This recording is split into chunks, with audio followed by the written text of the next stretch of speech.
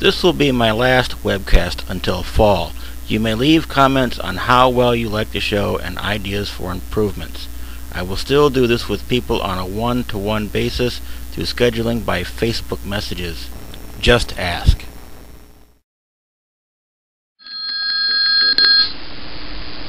Social stuff. Hello, Mr. Nevada.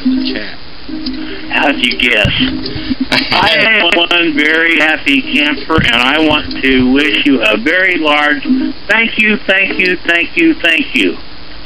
This has been a fun-filled week. It has. I take it you've been experimenting. Oh, yeah. My little baby is working sweet. Well, that's good.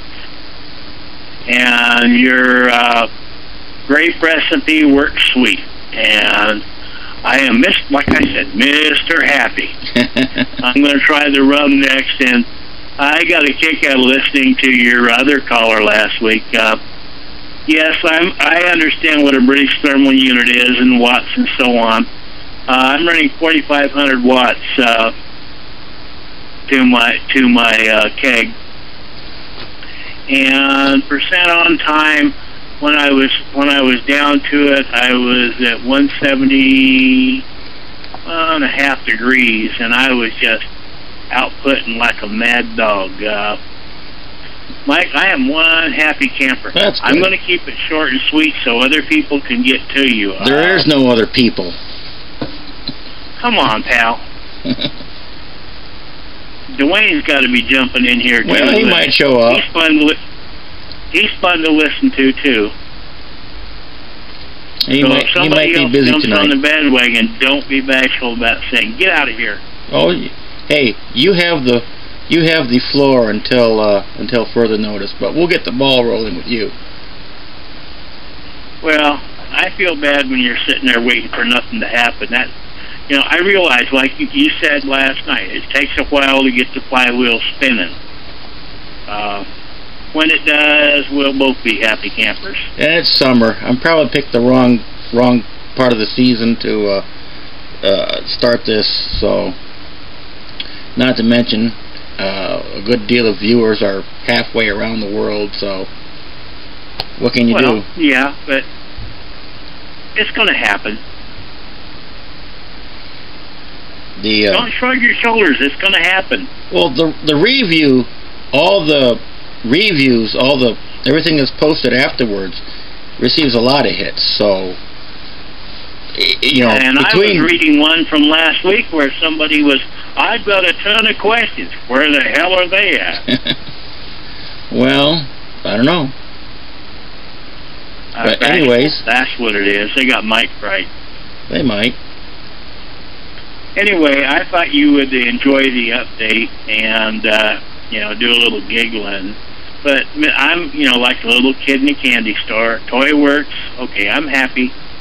And I was getting a chuckle out of some of Dwayne's stuff. When he was talking about the copper and refrigeration and the rifling that's happened in it and all that. Right. That was news to me. I was not aware they were doing that. But it makes sense because where do you want it to be? Right. On the surface. They're very close to it. Right. Same here. It kind of surprised me that they were doing it, but it made sense. In refrigeration, it makes perfect sense. Yeah.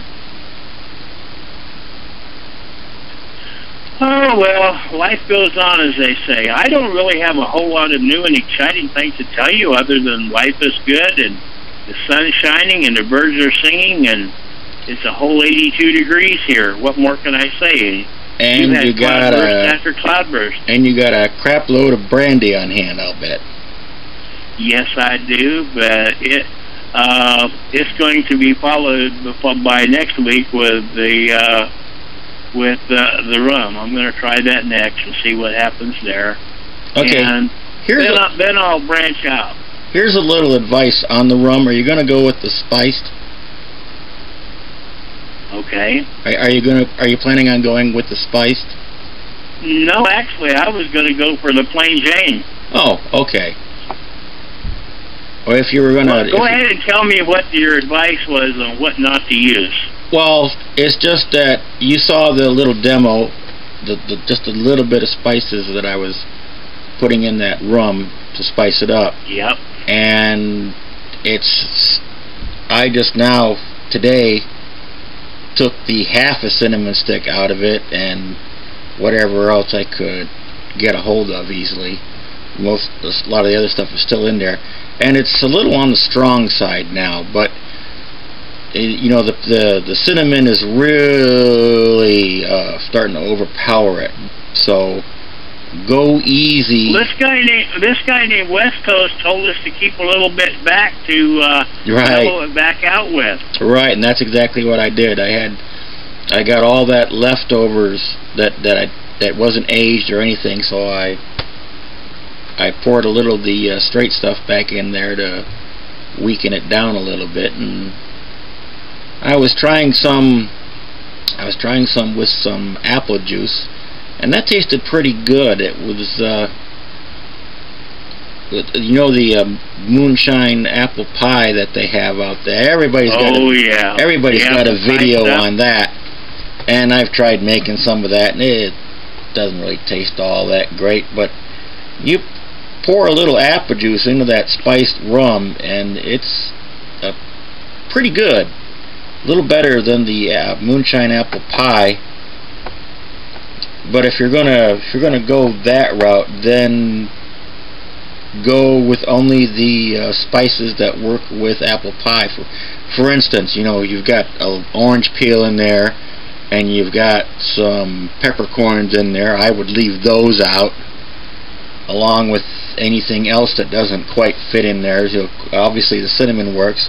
Clove works pretty good, probably, and probably the I forget what it's aniseed, I think it's called. Aniseed, yes. Yeah. It's got a licorice smell and taste to it, so you might be okay adding that. But the other ones, I would leave those out and make a spiced rum with just those ingredients, and then see how that mixes with the apple juice, and you might get a surprisingly better moonshine apple pie. My thing was always just a plain old silver, because okay, what was that song from back in War II area, Rum and Coca-Cola? That's a hard thing to beat. Right. Yeah, and I was trying a little bit of that with the spiced rum with a little soda pop, and it wasn't too bad. Well, I kind of wonder, you know, the spiced rum, okay, to me that's for these young pups that got to have weird taste and all this. Sometimes traditional is a good thing.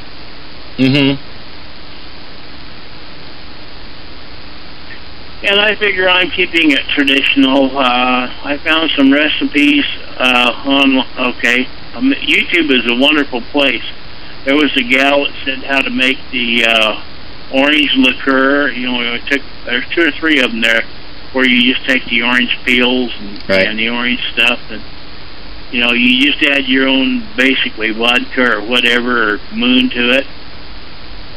And wait a couple of weeks, and you got the stuff at Grand Marnier that sells for umpteen dollars a bottle. Yeah. And that makes good sangrias. Yeah, I saw brandy. Yeah.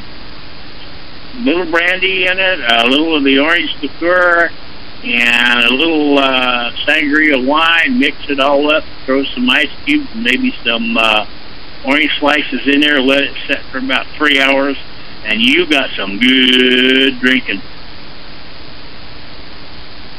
Yeah, I saw a video on that. I might try it soon.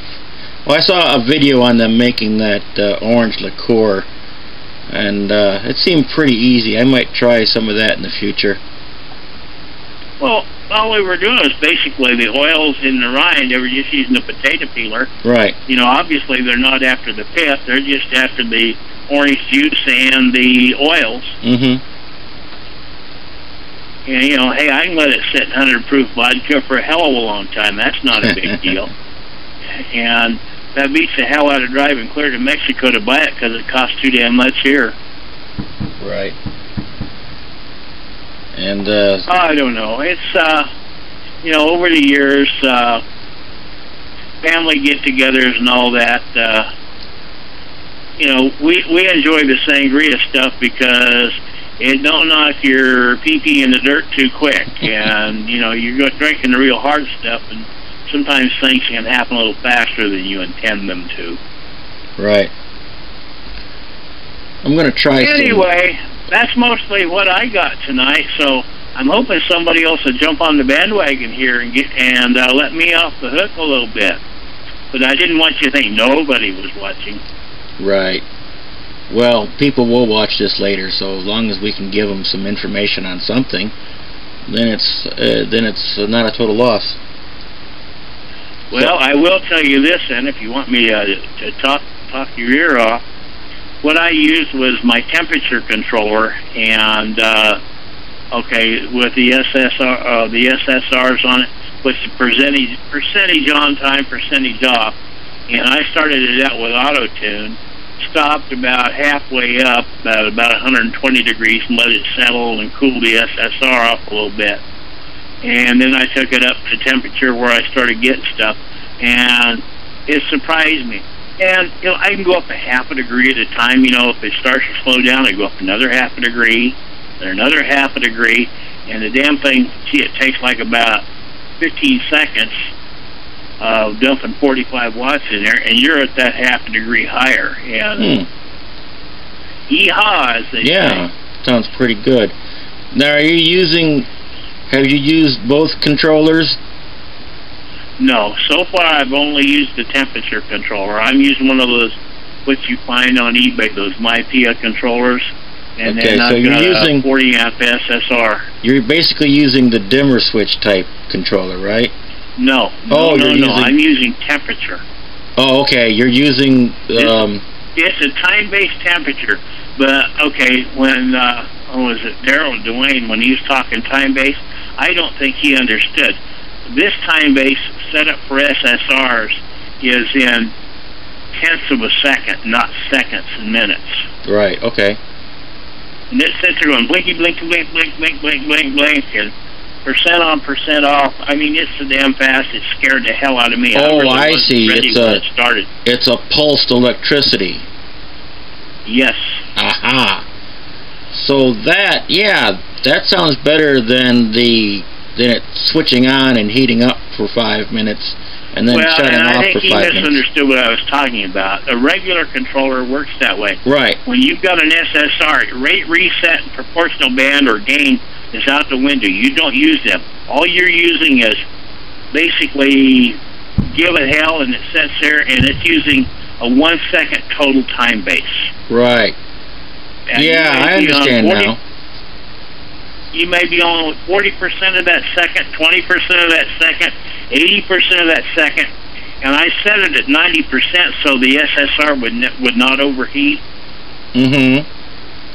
But, you know, I'm sitting there, okay, I had a 10 gallon, and I was dumping 4,500 watts into it. It heated up. Let's see, if I'd have really pushed on it, probably about 20 minutes from the ambient temperature, I'd have been getting wet stuff. If I'd have just mashed on it and let it go like hell. That's pretty good. Like I said, I stopped at an intermediate. That's pretty good. You're from room temperature to shine in 20 minutes. That's cooking right along. I'm glad I didn't do the 5,500 watt element. I'm afraid I'd start scorching the crap out of stuff. You might, yeah. Or I'd have had bubbles. Yeah, well, that's good to know. I'm glad you told me about that. That's a little more information than I had on your controlling system before. So, well, if you want to see an example of how it works, okay, the guy at Clawhammer Supply has got a friend that's making the little baby version of it. He's selling it as a kit, and he's showing himself using one of the quote copper stills, you know, and he's got that little controller down there doing his thing. He's sitting there going blink, blink, blink, blink, blink, blink, blink, blink. You see the temperature go up a half a degree or maybe a degree, and then right back down. And as the run progresses, you'll see him give it another half a degree and maybe another half a degree, you know, when it starts to slow down. Okay, you got perfect damn control. The only thing that I would caution people on, if they're going to do this, ground the living hell out of your keg. Okay, I'm an electrician, you know, by trade, so I'm going to ground the hell out of stuff. I would not want to get knocked on my ass by 220. Right. 110 don't feel that good either. Well, 110 ain't fun either, but 220 will knock you on your butt. You're going to know you've been hit if you live through it. You know, I grounded my keg, and I'm going to snoop around, see if I can find one of those little quarter kegs, the little, what, 6 or 7 gallon ones, and see if I can make that into where I can put a 1500 watt, 120 volt element on. Hey, the whole damn thing should follow through, no problem. Having my power, if 1500 watts, yeah, it might take a half hour to heat up from what I'm seeing. But, okay, 5 gallon batch, no big deal. And 1500 watts will get it there. And I think, you know, that's a down the road a piece thing, but that's what I'm looking at if I can find one of the little pony cakes. That'll be, you know, next step down the road. And, yeah, as you said, making 10 gallon batches, I end up with a little bit more than I need. Right. Well, sometimes I wish I could make a 10 gallon batch, because all I make, well, you know, a half gallon is plenty, but then, you know, you let somebody, you give somebody a sample, then you give somebody else a sample, then you give somebody else a sample, and somebody else a sample, and before you know it, you're running out. Yeah, but, okay, let's face it, okay, I ended up with, by the time I cut it down to 80 proof, I had 2.5 gallons. Okay, that's a God's plenty. Right. Oh yeah. Okay. That should be enough to convince. Through next winter without even trying hard. Right. That should be just enough where you don't have too much where you'd have a trouble convincing officials that you're not trying to sell the product.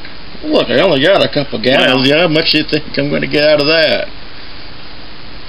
Well, unlike these people, the state I'm in, as long as I'm not selling it, they don't say, you know, we're one of the lucky states. The feds might get naughty, but you know, our state is one of the 2 or 3 where we can pretty much do what we want if we don't try for resale. Right. Yeah. As soon as you start trying to sell it, that's when you start. That's asking for trouble. Right. Denying Uncle Sam his money is asking for trouble. And that's when you do the big time. Yeah, and I'll pass, thanks anyway. I'm too damned old for that. Right. Anything else showing up at all? No, any emails or comments or? No, we've got nothing right now. Darn, I hate it when that happens. Yeah, I might, if you viewers are watching later on, okay, I might consider stopping this show, at least for the summer, and bring it back up in the fall or winter when the weather starts getting nasty and everybody's staying indoors again. So, cabin fever time. Yeah, when people start getting, well, when people are indoors, they might start viewing me more and figuring out how to keep warm without heat. Well, not just that, but okay, like this weekend. Okay, this is Memorial Day weekend. Yeah. So everybody and their dog have gone camping or fishing or visiting relatives, and you know, it makes sense that it's quiet tonight. But you know what? We've covered a good deal between me and you. We've seen something on your end from start to finish, and covered about as much as we can on the subject, and people are going to get something out of it. So this little endeavor has not been wasted whatsoever. People are going to get some good information off of this. Well, if they're thinking about building a controller, you know, for 110 or 220 volts, it's a no-brainer to do. I mean, there's a half a dozen guys on YouTube that have made videos showing how to do it. Some of them, typical YouTube, I wouldn't follow I'm surprised they didn't kill themselves making it. Some of the other ones that are professionally done, you sit there and go, oh my God, and they spend a ton of money. I went stupid and put a fail-safe on mine. I've got some of my leftover stuff. I found a 40 amp size 2 contactor, a 3-phase contactor. So I'm running a 220 through it with a 110 volt, basically a contactor. And I hit that e-stop, and guess what happens? It shuts all the power off right then, right now. Well, that's I good. did that. That's a bad habit of mine. I over-engineer. No, there's nothing over-engineered about an e-stop. I mean, if something goes wrong, playing around with alcohol, it could go badly wrong. So I think an e-stop is a very, very smart idea that most people probably don't have on their machines. Well, it was an extra, if I'd had to buy it, probably an extra 20 or 30 bucks. Right. But Mike, okay, common sense says what can go wrong will go wrong. It's kind of like, okay, the first thing I did before I started is I went over to Wally World and got myself a fire extinguisher, just half. Right. Okay, why? Well, you know as well as I do. You've been very lucky and not had one do bad things, but I've heard too many horror stories about, okay, alcohol is flammable, especially if it's coming out over 100 proof. And, okay, maybe you can cut it down with a hose by diluting it down. Why take your chances? I'd rather know it was out right then, right there. Right. Well, I've had an accident or two, but it's been from my own stupidity, and no serious damage was done. It was put out with a couple glasses of water, and if it got out of control, I do. To be safe, I'd rather be prepared than go, oh crap. I have a fire extinguisher within 10 feet down the hall, and 5 seconds, boom, boom, boom, boom, boom, boom, run back. It's out. So, of course, I have one nearby. It's out in the open, so even if the middle of the night the smoke alarm goes off, as soon as I open my bedroom door, boom, right there it is in my face, within reaching distance. And that's common sense, though. But guess how many people don't have the one in their homes? Well, a lot fewer than people who have smoke detectors. Yeah. And the detector, all that tells you is get your ass out. That don't tell you got a problem. And that's why, okay, I do mine in a shed that's not tied to the house. That's just common sense, too, okay? The shed burns down, well, Well, you're running a big fire unit. department's going to probably give me help, but you're running a big unit. Won't go. You're running a much bigger unit than I am, and I couldn't have that unit in the house, and I couldn't have it outside because I don't have a shed. So, well, okay, but stop and think about this: 4,500 watts at 220. I'm running 17.5 to 18 amps according to the ammeter that's on there, my Chinese special ammeter. So, okay, I figure it's within an amp or two. I probably could have put an amp probe on it and got a little bit closer, but it told me what I was doing. Yeah, it's serious enough power to know that you're doing something, but yet at the same time, common sense is a very wonderful thing in this hobby. Yeah. It's golden. Okay, I have the thing of it is, I can't stress safety enough. Okay, to me, safety is everything. That's 40 years of work in industry, I think. Oh, sure. I've seen guys get into argon and end up dead, confined spaces. I was certified for those.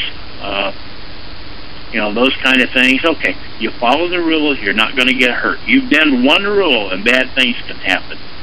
Yeah. Anyway, so what other fun things have been happening in your world? I've been doing all the jabbering. Oh, well, to get off topic, my company gave me 3 days off, unpaid, for having an accident. Uh-oh. Yeah, we have The thing is, though, it's not my fault.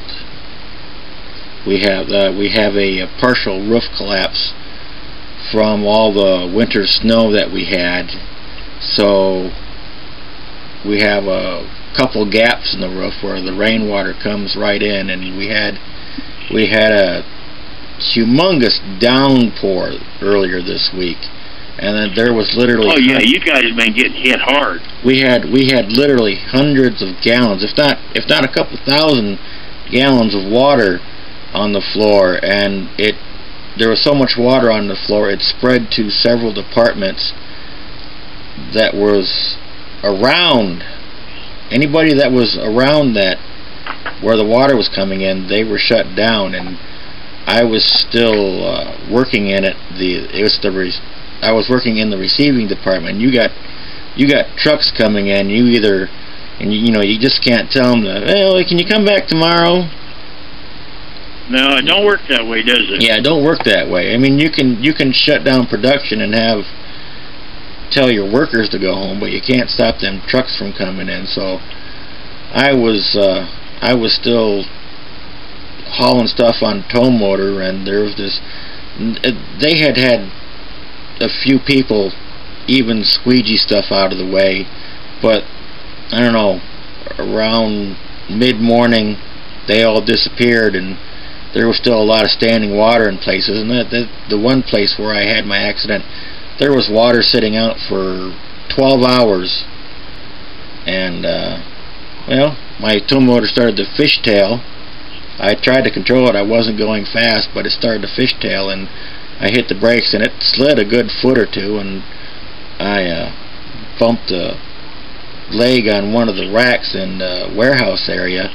Nothing severe, you know, no major damage, just a little minor damage that easily fixed. And well, they have their protocols, and it's understandable, but that's safety, and they're covering their ass for OSHA. Right. Well, hey, safety, the things I understand, but yet there are some things that they're just gonna blame me for probably when I get back. I mean, they sent me for a drug test, and I can understand that. Okay, we got a guy that had an accident. Was he on drugs? If I am, well, I deserve what I get. So yes. But no, I passed my drug test, so they decided to give me the standard 3 days off without pay, so I'm out of my holiday pay, and I'll go back Tuesday. That sucks. There went your trip somewhere. Well, I was going to stay home anyways, but Tuesday I go back, and then they're going to figure out whether they want to do the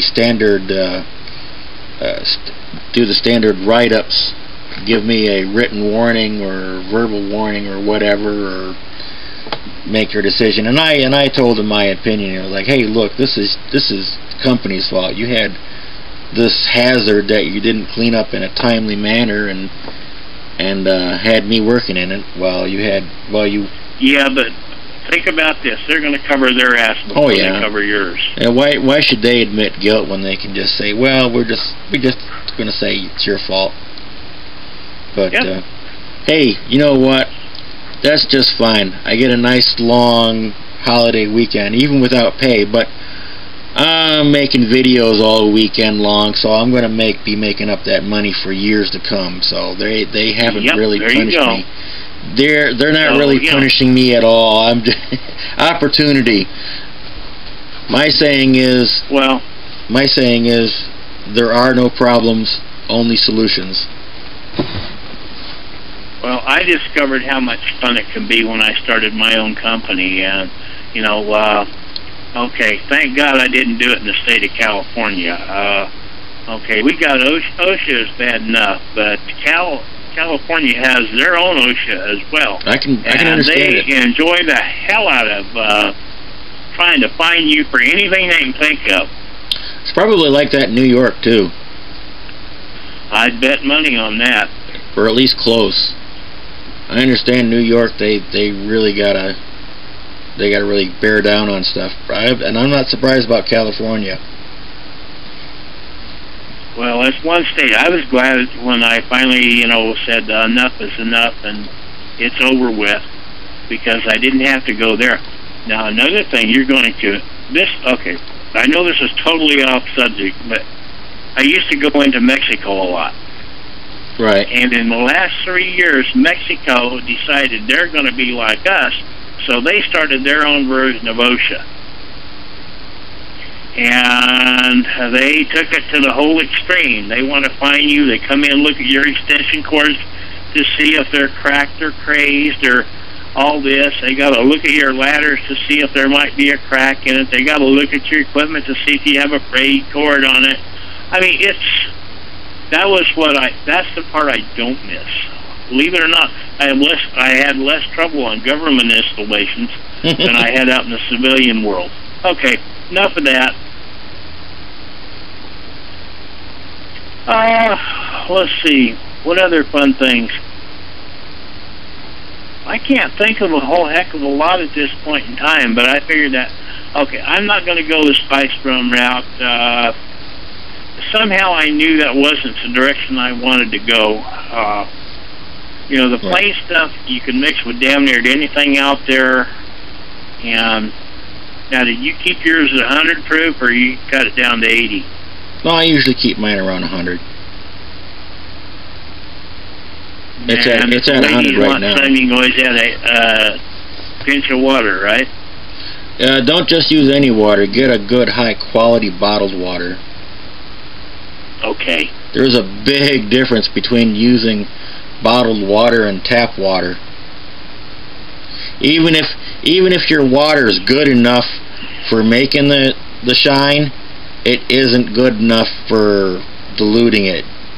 And well, I've been pretty damn lucky. Of course, like I say here, we got water that's, you know, coming right off the mountain. So yeah, you know, 20 miles downstream of us, yeah, they got, when the gold miners were here, 20 miles down river, you don't dare drink the water. It's got so damn much arsenic and things like that from back in the days of the gold mine. And like what, one lake is 40 miles east of us. You can catch all the fish you want, but you're not allowed to take them home because they've got too much mercury and too much of the other nasties in them. That's ridiculous. Well, welcome to the state of Nevada. This place is a state because of one hill that's right southeast of Reno. They call that Virginia City. Well, I was watching a video where they did better than that in the USSR, or the former Soviet Union. There's this sea, and they said it supplied like 1/10 of the world's fish supply. And this sea is probably as big or even bigger than the Great Lakes that we have. Oh yeah, Lake Mikhail. I bet that's the one you're talking about. No, I forget the name of it. It's deeper in hell too. It's in the Ukraine, I think. Yep, that's Lake Mikhail. And they had a... No, I think it's a different name, but you might be right. Anyways, they dammed up, well, they didn't dam it up, but they diverted the water supply for cotton fields, and now the sea has receded literally hundreds of miles to now where it'll probably be gone in like within 10 years completely. Well, they got stupid. Hey, that on another subject, talking about water, I'm going to bring something up that a lot of people don't talk about, but really should. You know, after we had this Fukushima thing happen a couple of years ago, and everybody was all freaking about radiation, you're aware, and I am aware of the fact that if you distill, you can have water that's radiated. If you distill it, or run it through a still, it's safe to drink because all the radiation stays in the bottom of the still. I don't know about that. A lot of people are not aware of that. Well, you also got radioactive steam that you can have, so I would put a little more research into that before I would do that. But I don't have a radiation problem here, so I mean, if it was like the apocalypse and everything was radiated and that was my only chance, well, yeah, I would definitely take my chances on it instead of just drinking radiated water. Definitely. Well, you might have some come through the steam, but okay. The things that stay put are, you know, like the heavy metals and stuff that are in the radiation. Oh yeah, I can see stuff. that. Yeah. That's all going to stay in the bottom of the still. You know, I know that's hokey and semi off subject, but you know, hey, somebody says, "What do you got that still there for?" Oh, that's in case our water gets too radioactive. I can take and make something that's drinkable. Right. That's for the apocalypse. Don't you know it's coming? Read your Bible! Oh, yeah. Oh, yeah. Well, we got too many people. Let's see. Climate change, that's all BS anyway. You know, so many of these things that they're hollering wolf on, it just gets me.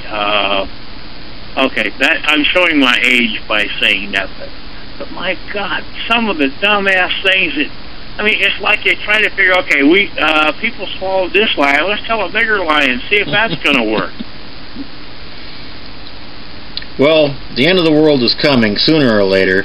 It's either going to be by our own hand or the sun is going to implode sooner or later. So yeah, and when it does, we're going to get awful toasty, awful fast. Right. One way or another, this planet of ours isn't going to last. So somewhere down the line, someone's going to be using this stuff. I don't think I'll be around to worry about it anyway. I don't think so either. But you know, I got children. You got children. They're going to have children. Yep. Somewhere down the line, your lineage is going to be suffering a fate far worse than death. Oh yeah, well, you know, but and they may want this equipment then. You know, my great-grandmother told a story about way back in, what, 1910 or something. Some preacher was giving them hell in church about the world was going to end in 2 weeks. And so she went home. She was a teenager at the time. And she asked her mom, well, they had 6 quarts of cherries put up. Could they go ahead and eat those cherries before the end came? Oh, well, you know. Did they eat the cherries? Stuff like that. No, they didn't. Oh, okay. Funniest thing. The funniest thing, the world didn't end. Yeah. Imagine that. Imagine that. Yeah, it's going to happen sometime, but I don't think it's going to happen anytime soon. Everybody was worried about the Mayan calendar, what, last year? And it ain't going to... It's not going to end. Yeah, but okay, we have a new emergency every couple of years. Remember Y2K when all the computers in the world were going to stop? Well, that was an actual problem. That was an actual problem, but we caught it in time. The fix it was go to 32-bit controllers,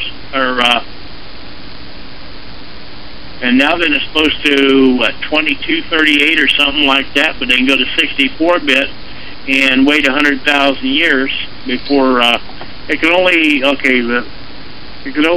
that was the whole thing. I mean, it was a programming thing. Okay, well, hell, we can get around it. No big deal. Well, the thing with Y2K was all the computers that were ever made at the time, no one ever thought that far ahead that into the 21st century. And they designed the computers with a flaw that they didn't realize at the time, that when the date reaches 000, you know, for the year 2000, it was just a turn-off switch for them. So that was a little, you know, it was just a little flaw that they didn't anticipate because they didn't think their computers would be on at the turn of the century. The company I worked for at the time made a killing off of it. Yeah, everybody that was programming computers probably made a killing back then. Well, you can't believe the amount of customers, and they'd have control instruments, temperature controllers, and all this stuff. Oh my God, what are we going to do?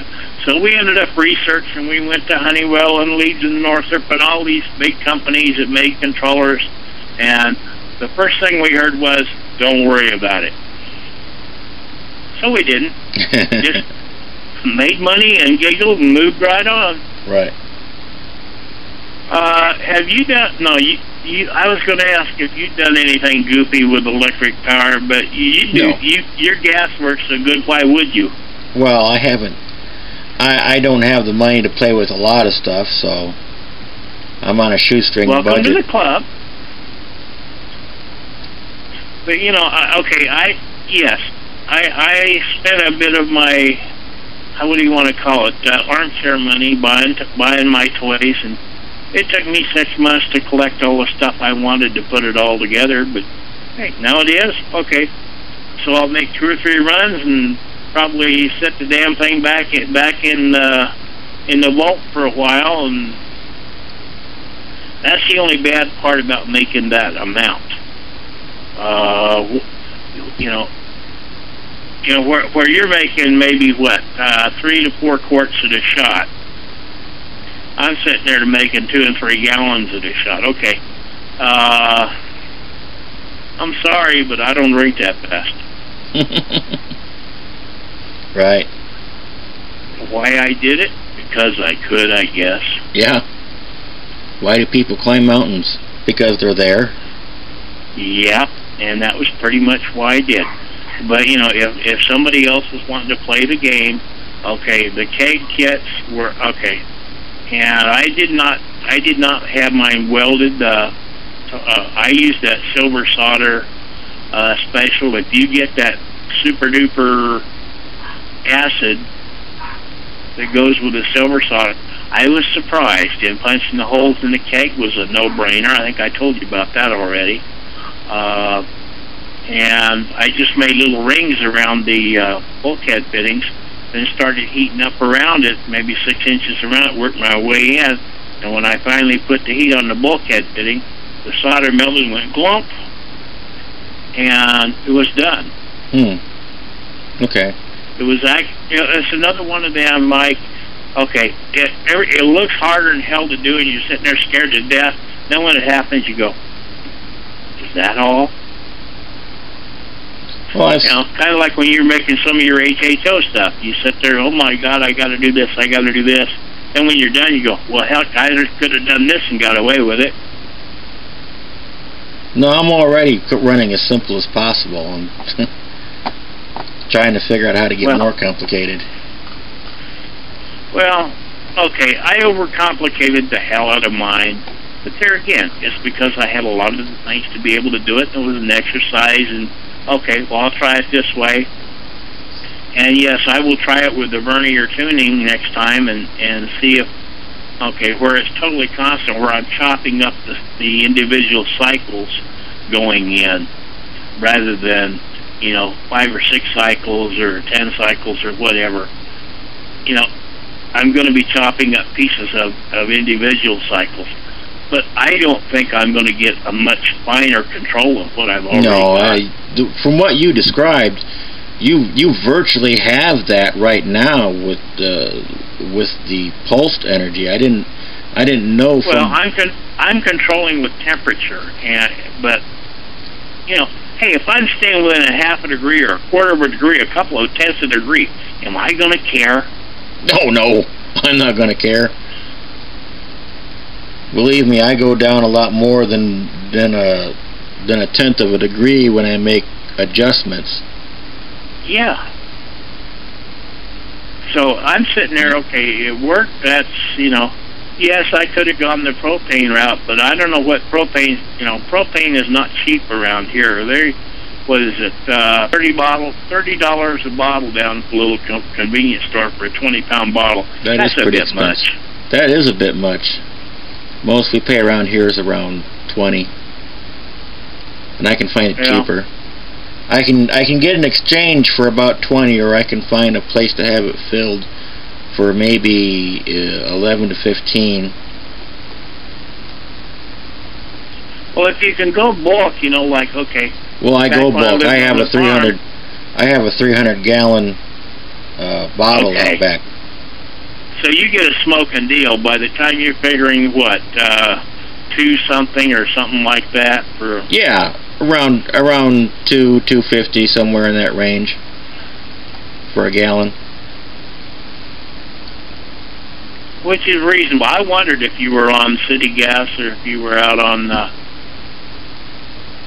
No, we're out in the country. We're out in the sticks just a little bit. The only thing that we have with a city hookup is a sewer.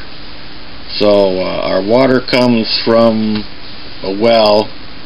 Our propane is trucked in, but all of our poop goes to the city. Well, something else I got a kick out of when Dwayne was going off on things last week. I was sitting there. I was actually chuckling because, you know, he was being so careful to be sure and make sure he got everything just right.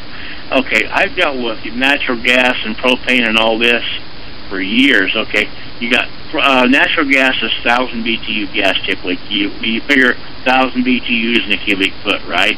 Mm-hmm. Propane, you got 2,200 to 2,800 BTUs in a cubic foot of propane. Okay. And we used to have generators made into thermic gas, so you actually run it through nickel, the stuff through nickel at 1,800 degrees at like a 3-to-1 ratio air to propane, and you'd end up with 80% hydrogen, which they put into the furnaces to case hardened steel. Okay, enough of that fun stuff too. Back to our primary topic.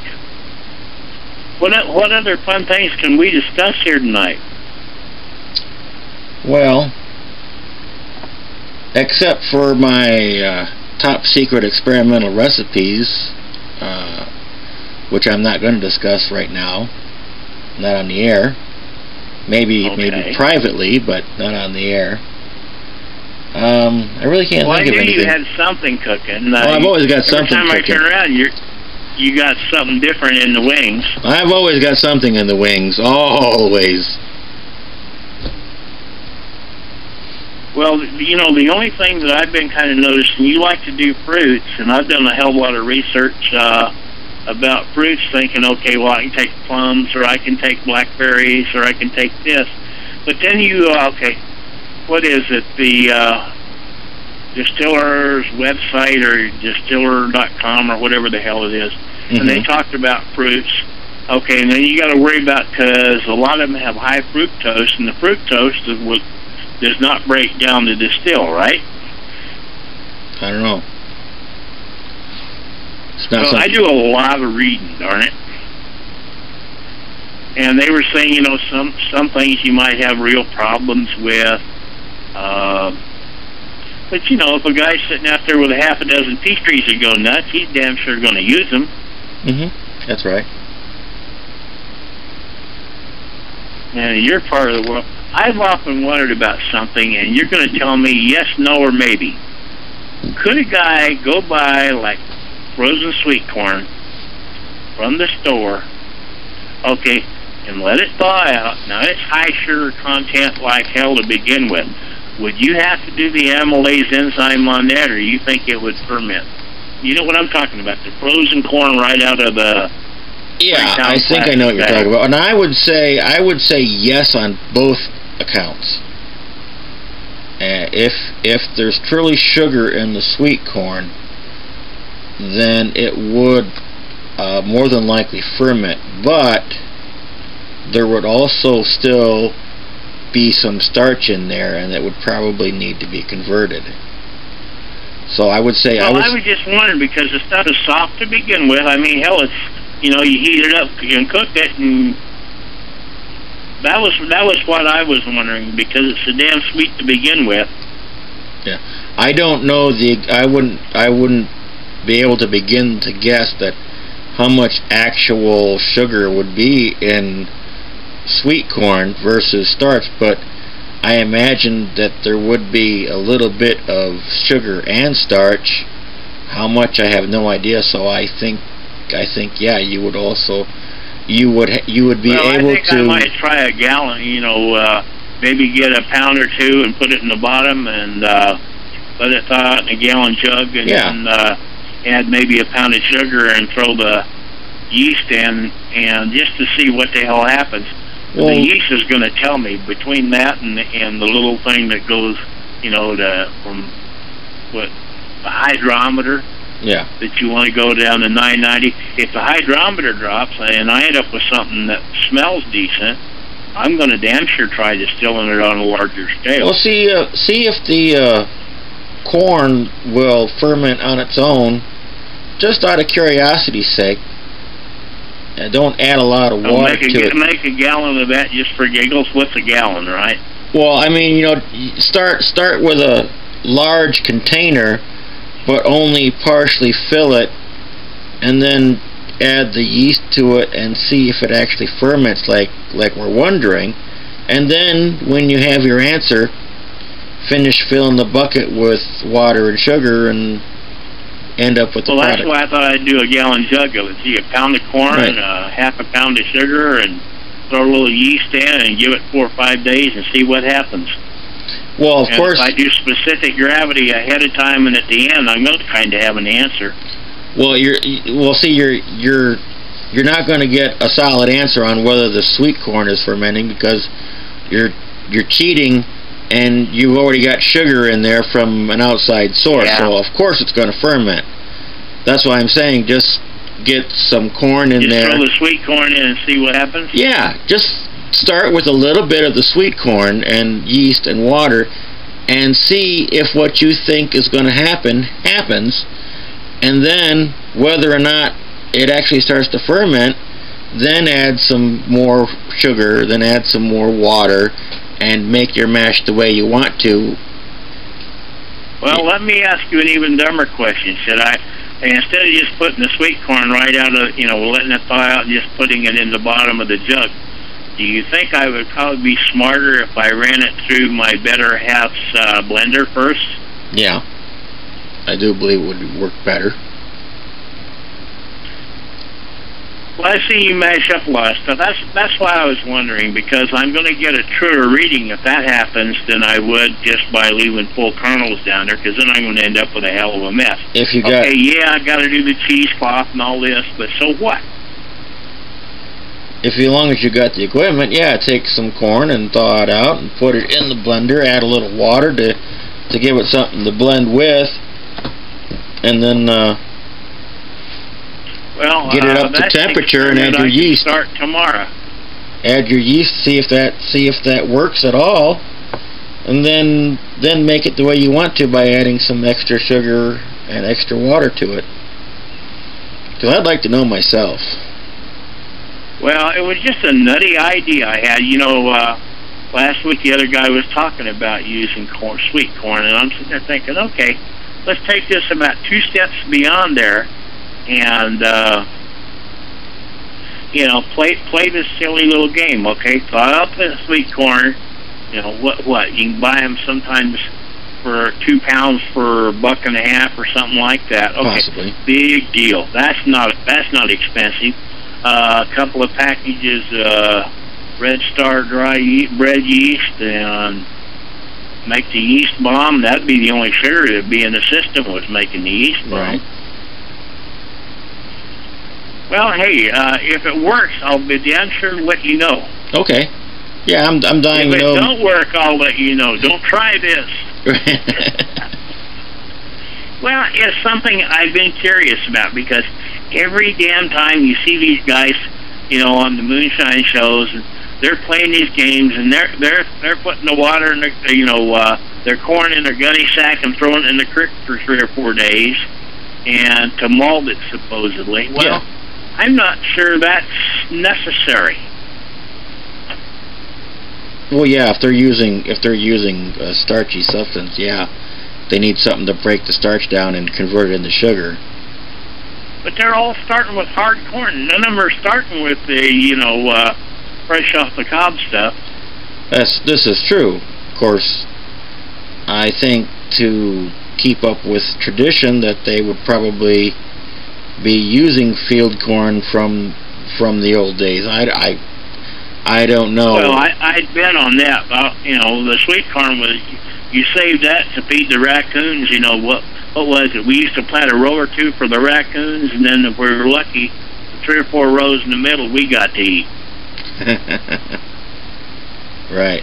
And those critters knew to the day when that stuff was ready to eat. They've got nothing better to do than check their territory for stuff to eat. Yeah, but they would go through, okay, say you had 2 or 3 rows 100 feet long. They might go through that whole damn thing and rip every ear off because it was sweet enough to eat. Yeah. They just decimate it. Right. There are rice farmers in Asia that have the same problem with mice. That oh, I bet. They're waiting for their rice crops to ripen, and you know, one day before harvest, the mice are having babies, and then those babies are having babies, and then those have it. There's like 4 generations of mice being bred in the time that the rice is growing, and so there's like literally hundreds of thousands of mice devouring rice fields. So yeah, I can totally relate with that. Well, it just kind of makes you wonder. I'm going to run this experiment. I'll start it tomorrow. I'll go buy a couple of bags of the corn and just make a gallon up and see what happens. And, you know, hey, the worst thing that can happen is it won't work. If it don't work, we'll know. If it don't work, we'll know, right. You know, it's kind of like you were talking about, you know, doing rice stuff. Now, you've done some rice stuff, and you had some videos of showing where over in Southeast Asia where they're making the rice stuff. Yeah. So we know it can be, and your comment was, well, you got to boil the hell out of it. Well, I did boil the hell out of it. Not and then you got to put the amylase in and all this stuff. Well, they have a different process, and they use a specific mold to convert starch over into sugar. Oh. And their process takes 30 days to ferment. That's a bit much, but you know, if it works for them, what the heck? Well, it's what they have in their area, so you know that's what they do. Now, if anybody could afford eBay, I suppose they would buy the enzyme on eBay and cut their fermentation by a factor of 4. Well, and that's something else I was going to ask you. You talked about, you did a video on the amylase enzyme on the cornmeal. Right. Okay. Now, something I have learned the hard way because I went up to my local home brewer shop and I said, "You all stock amylase enzyme?" And she goes, "Yeah, which one do you want?" And I go, "What do you mean, which one do I want?" And he says, "Well, there's one that breaks the complex chains down to small chains, and there's another one that breaks down the small chains into sugar." And I'm sitting there, okay, am I getting too esoteric here, or do you think he was laying crap out for me? Well, as from what I understand, there are 2 types of that. So, and somebody told me that the product that I was using was a blend of the 2. So, okay, maybe, so you're getting the best of both worlds. Yes, maybe I got lucky and I had both compounds. One compound was taking the large chain and breaking them down into small chains, and the small chains were being broke down into sugar. So, you know, later on I learned. I couldn't believe how fast that stuff, when you put the amylase in there, and you had cornmeal mush, and 2 minutes later you had cornmeal soup. Well, there was a bit of editing involved, but yeah. I mean, I didn't want to bore my viewers to death, so a bit of editing was done. Okay. But, well, you know, I was just shocked that it made that much difference, especially with that spoon with the holes in the bottom. And, you know, you bring it up thick and say, well, you know, here we got hush puppies ready to make. And the next time you lifted the spoon, like you said, you did a little editing maybe, but so what? What did you add? 5 minutes, 10 minutes? Well, there was probably a total of 15 to 20 minutes of actual cooking time. Okay. Not long. But that's still reasonable. Yeah.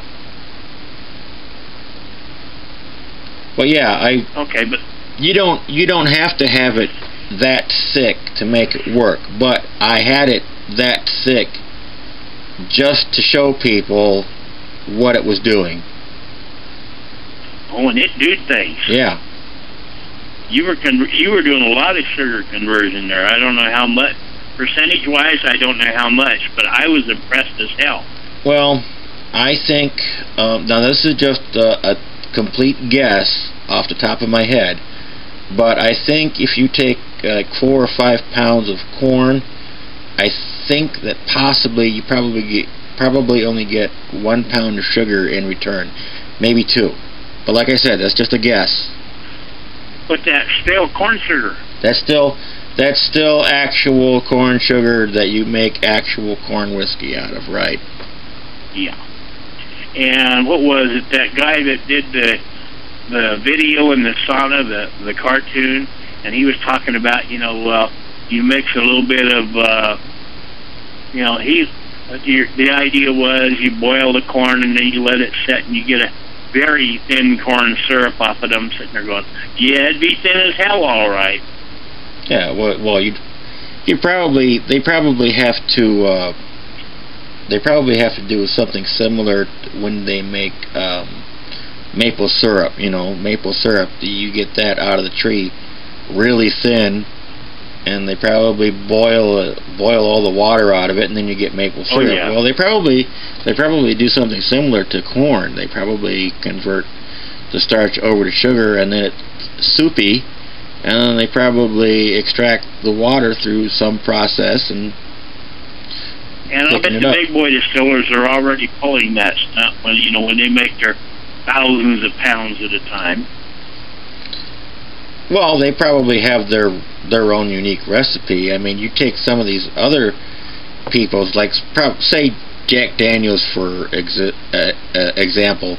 They probably started before these enzymes were available on your local shelf, and they were probably doing it from malted grains from the beginning.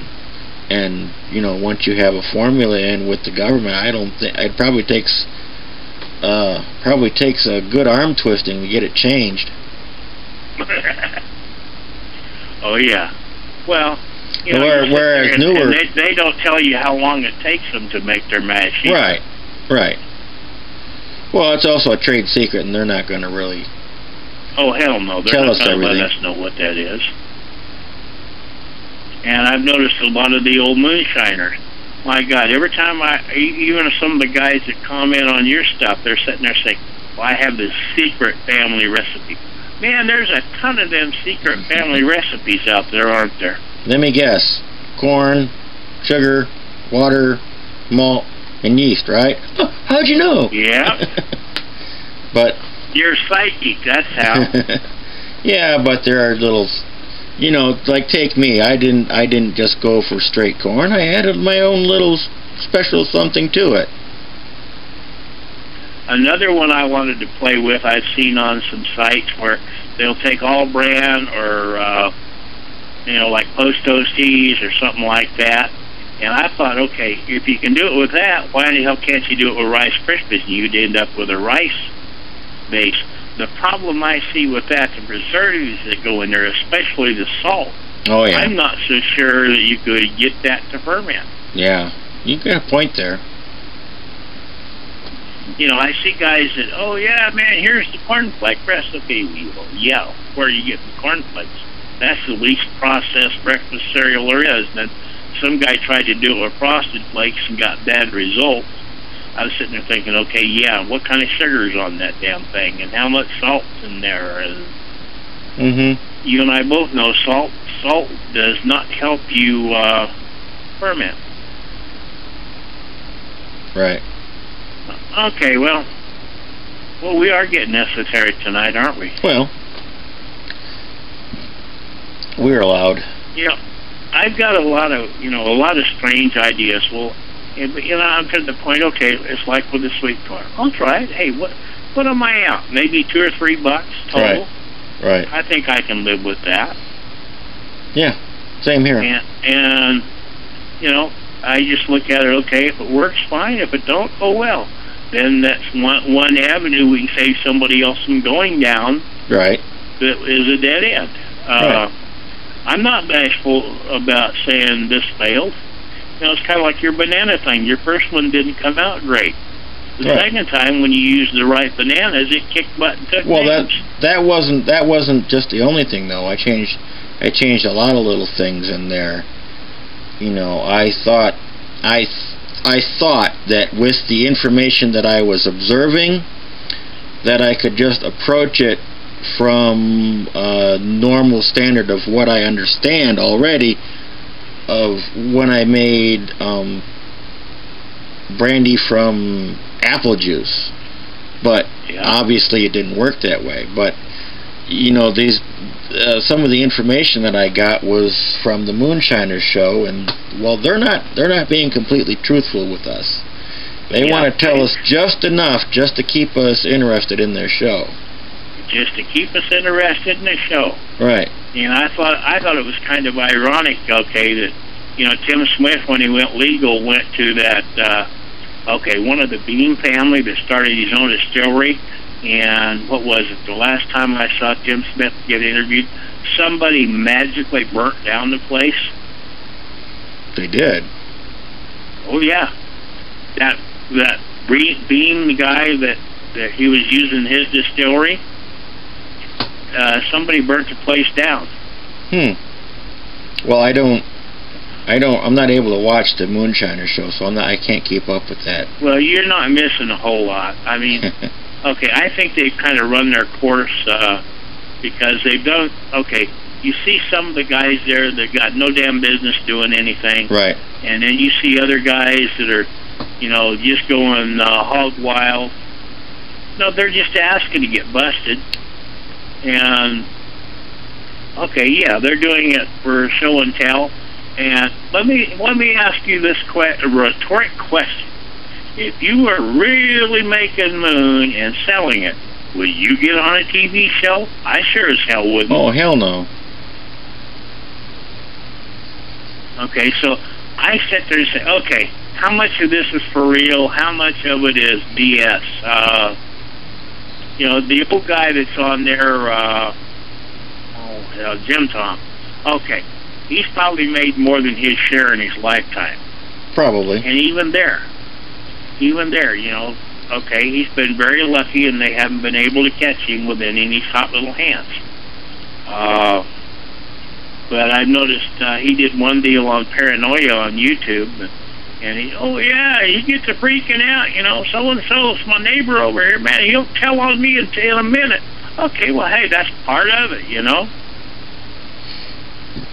But if a guy's been doing it all his life, that's how they nailed popcorn was, okay, he probably had a parade of cops following him every time he went to the damn grocery store.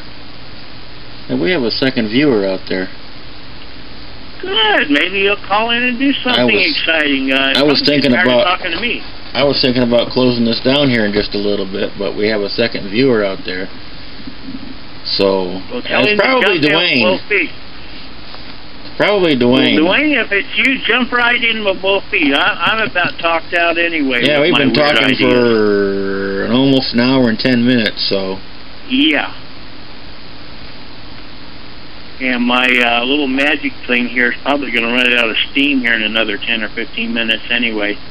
I found out that to talk to you, it's easier to use my earpiece and the phone and just put the video on, run it silent and just watch the video. Oh, yeah. And go through the phone. That way we're not getting that 15-second delay, which that's kind of a pain in the butt. But, hey, good times are had by all. And I hope you have good weather back there for a few days. I think you've got enough rain to get you through it for a week or two. I was going to ask, you're pretty close to where, Indiana, Ohio, you got Illinois in between, but you know where they make the ethanol. Have you ever thought about going on a tour of one of those ethanol plants? Hold on a second. A message popped up. Hey, Mike and Roger, trying to eat some supper and listen to you guys. Oh, I'll bet you that is Dwayne. I'll bet it is, too. Because he knows us by name. Uh-oh. Now I know we're in trouble. Well... Okay, so what were you saying? What were you saying about ethanol plants? Okay, you know, some of those ethanol plants are... I know there's some in Iowa, and I thought there was some of them in Indiana. We have a local one. And see if you can get a tour through one of them. Yes, I realize their ferment tanks are thousands of gallons. And well, no, this. It wouldn't be possible because our local ethanol plant is closed down, and it was actually creating problems with the local residents because the ethanol plant was drawing a lot of water from the ground, and so it lowered the water table. And then as soon as they shut down and their pumps weren't running, the water table started rising and everybody's basements were flooding. Cause and effect. Yeah, I'm not joking. Their basements were literally flooding, and even though the factory wasn't running, they decided to turn on just enough machinery, just turn on a pump or two, just enough to help drain the water back down until the place got sold again. Well, you guys had one very wet winter, and you've had a very wet spring too. Well, this was a year or two ago. Well, I was around an ethanol plant in 1980 in Enid, Oklahoma. They built a plant from scratch, and it was only open a year or two, and then they closed the doors on the place. But that was down there. Hell, they had oil wells pumping away within a half a mile of this plant. But I think it was one of those flyers. Hell, it might have been the Koch brothers or somebody thinking, okay, well, let's just see what happens if we do this. They had enough money to say, okay, it works, and shut the damn thing down.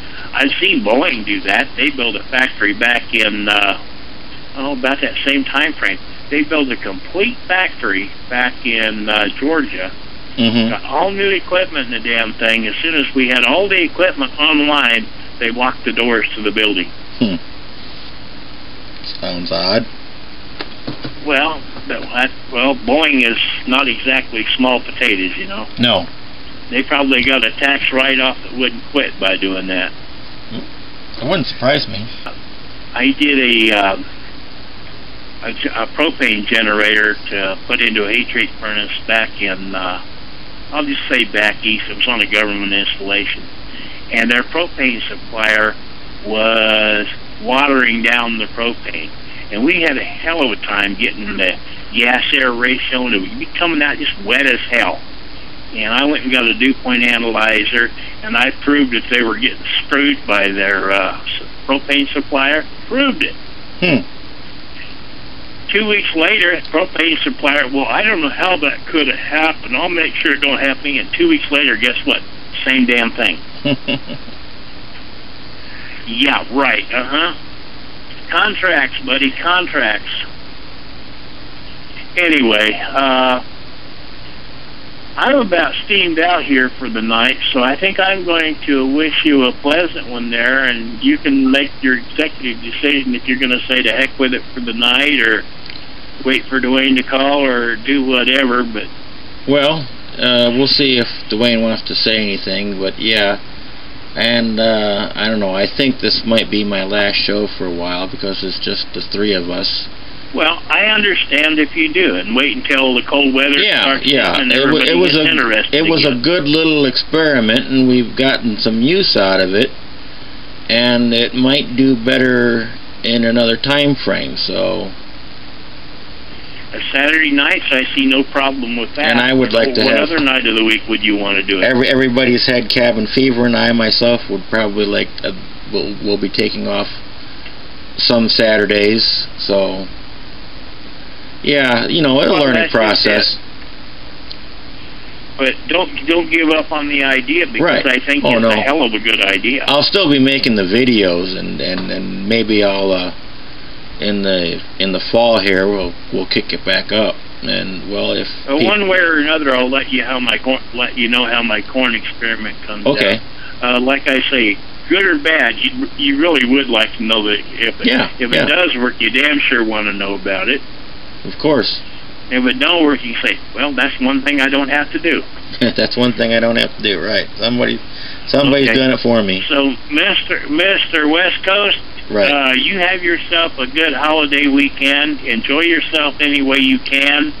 And kudos and all that other stuff. And we'll see you whenever. Okay. We be gone. Okay. Goodbye. Okay.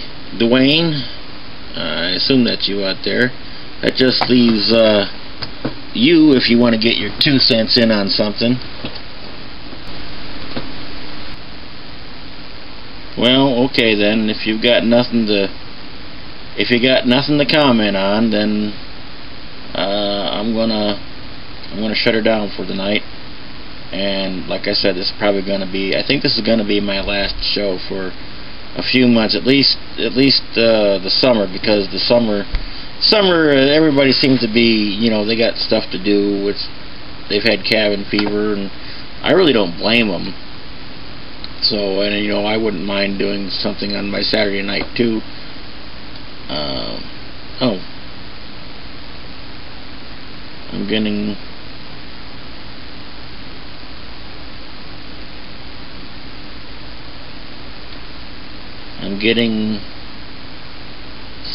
Something done.